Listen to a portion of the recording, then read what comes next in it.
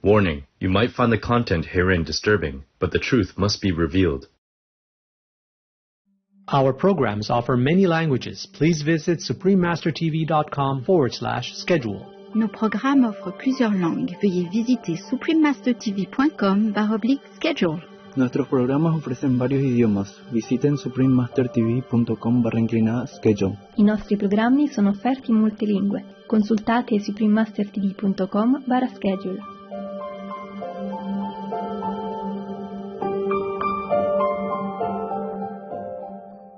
The Centers for Disease Control and Prevention warns that 3 out of 4 new or emerging infectious diseases in people come from animals. And the World Health Organization, the Food and Agricultural Organization of the United Nations, and World Organization for Animal Health have previously stated that increased demand for animal protein is one of the main risk factors of a pandemic. Pandemics, the Key to Prevention, Part 3 of 3. Continue watching to find out more.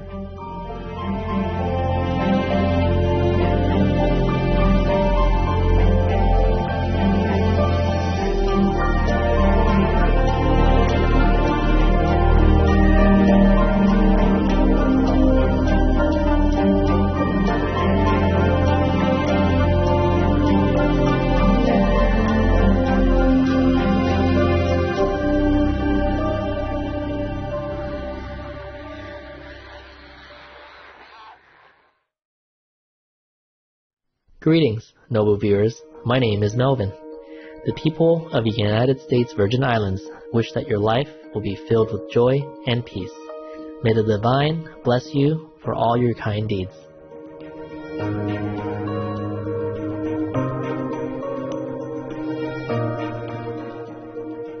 Welcome to the concluding episode of Pandemics, the Key to Prevention, Part 3 of 3.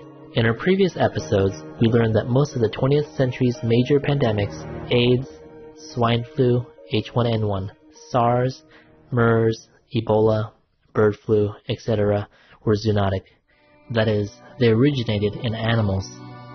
Similarly, the current COVID-19 pandemic was transferred from bats to pangolins and then to humans. The threat of future zoonoses, or animal-transmitted diseases, is even more concerning.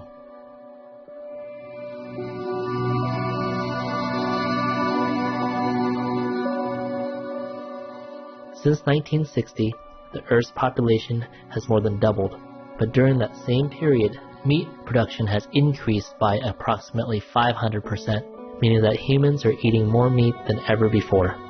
Currently, over 72 billion land animals are slaughtered for human consumption every year, and what's even more troubling is that many of these animals were raised on factory farms.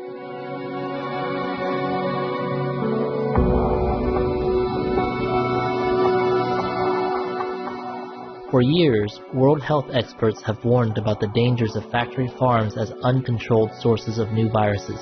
Dr. Michael Greger, renowned U.S. physician, lecturer, and author of bird flu, a virus of our own hatching, calls these farms a perfect storm environment for infectious diseases. If you actually want to create global pandemics, he warns, then build factory farms. He recalls the 2009 outbreak of swine flu, or H1N1, when it was discovered on a factory farm in Newton Grove, North Carolina, USA. Industrial animal farms have been shown to be breeding grounds for disease for at least 10 reasons. For example, because of the sheer numbers of animals, because of the overcrowding. It's like having 5,000 people in an elevator and someone sneezes. Because of the stress crippling their immune systems. The operation in Newton Grove, North Carolina, was a breeding facility in which thousands of pregnant sows were confined in gestation crates, also known as sow stalls. These are veal crate-like barren metal cages about 2 feet wide. These highly intelligent social animals essentially kept in a box. Week after week, month after month, for nearly their entire lives, they can develop crippling joint deformities, lameness. Not only can these pregnant pigs not turn around, they can barely move for most of their lives. because of the lack of fresh air. The dankness helps keep the virus alive in these kind of facilities. Because there may be no sunlight. 30 minutes of direct sunlight utterly deactivates the influenza virus, but it can last for days in the shade and weeks in moist manure. And indeed, because of the decomposing fecal waste, releasing ammonia, burning the respiratory tracts of these animals, predisposing them to infection in the first place.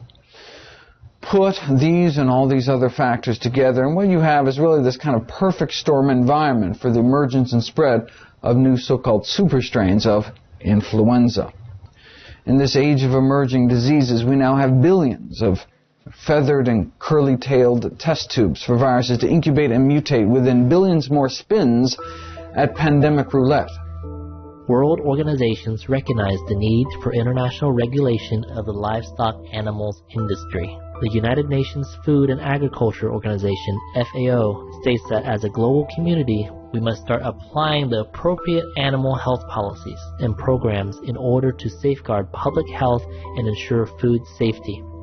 Similarly, the World Health Organization, WHO, recommends international laws or policies as the way forward for the prevention and control of emerging and re-emerging zoonotic diseases.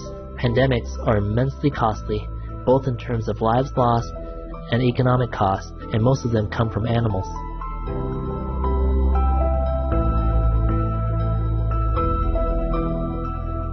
Raising livestock animals and meat consumption are also the major causes of climate change, deforestation, pollution, and loss of wildlife. Given these massive costs, what kind of laws do we need to enact? Ed Winters, aka Earthling Ed, is a vegan educator from London, England. In his YouTube video, Coronavirus, How Did It Really Start, and How Do We Stop It Again?, he explains that meat consumption has been the root cause of many of the world's deadliest diseases. As such, eating meat can no longer be considered a personal choice. The Centers for Disease Control and Prevention warns that 3 out of 4 new or emerging infectious diseases in people come from animals. And the World Health Organization, the Food and Agricultural Organization of the United Nations, and World Organization for Animal Health have previously stated that increased demand for animal protein is one of the main risk factors of a pandemic. How can we claim that exploiting animals is a personal choice when doing so not only kills trillions of non-human animals, but in turn increases our risk of pandemics? If COVID-19 can teach us anything, it must be that in the blink of an eye, everything can change. And we must ensure that when it dissipates, we do not go back to business as usual. As long as we exploit others, we increase our risk of these things happening again. How many more have to die? How many more viruses does there need to be? How many more need to suffer? And at what point does enough become enough? Let us use this crisis to learn from our mistakes. Let us learn to treat everyone who lives here with respect, and to also respect the planet itself. We'll take a moment now to listen to an important message, and we'll return shortly. Please stay tuned to Supreme Master Television.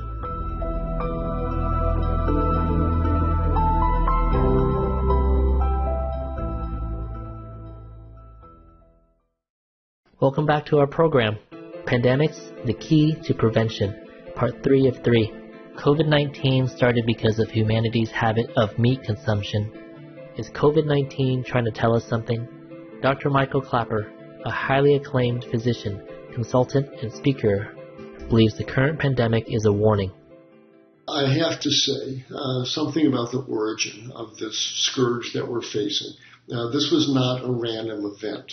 It has to do with the confinement and slaughter and eating of animals. We are plant-eating creatures, and we repeatedly seem to violate that natural reality. And this is a message from the animals, another message. And so the bats are telling us, the pangolins are telling us, the pigs are telling us, the cows are telling us, stop eating us. We're not your food. And if you confine us and eat us, you're violating natural law, and it's going to come back on you. And that's really what this coronavirus is really all about.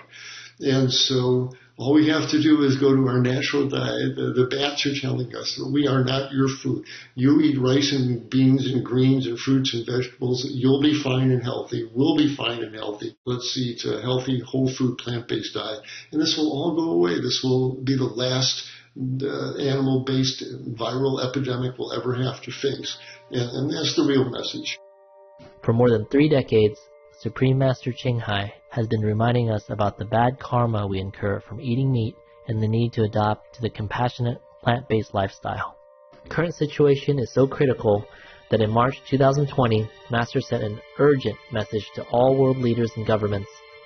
The world is burning, threatened to get worse any moment.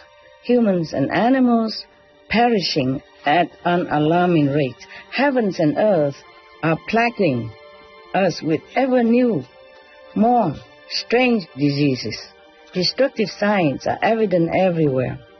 Warning signs are amber and obvious around our world. Our climate is accelerating. Animal racing, fish, egg, milk industry, etc., anything to do with animals, are the worst producers of lethal methane gas, which heats up our planet.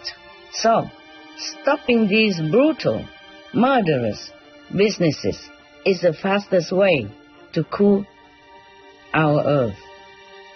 You have the power to stop all this. You have the privilege to implement vegan law. No more animal-related suffering businesses. Zero pain, agony for all beings, humans and animals. Because kindness will beget kindness, and compassion will beget compassion. Mercy will beget mercy from heaven. And this vegan law is the most effective way to save our world.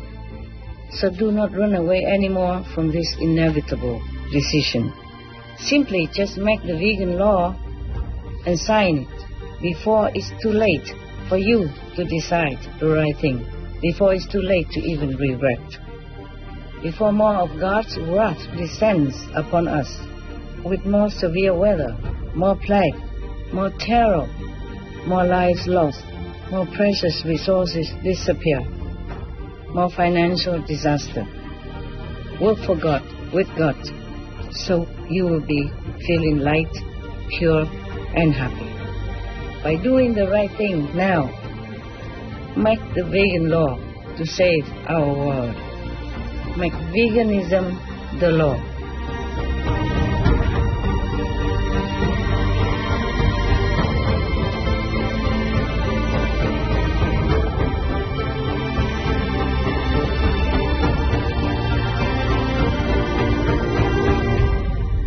Many thanks, Supreme Master Ching Hai, for your clear guidance and direction. We pray that all beings soon adopt the noble, compassionate vegan lifestyle. Wise viewers, thank you for your company today. Coming up next is Elam Orion, Vegan, and the National Animal Rights Day, Part 1 of 2, right after Noteworthy News. May you, your children, and your grandchildren soon enjoy a beautiful, peaceful vegan world.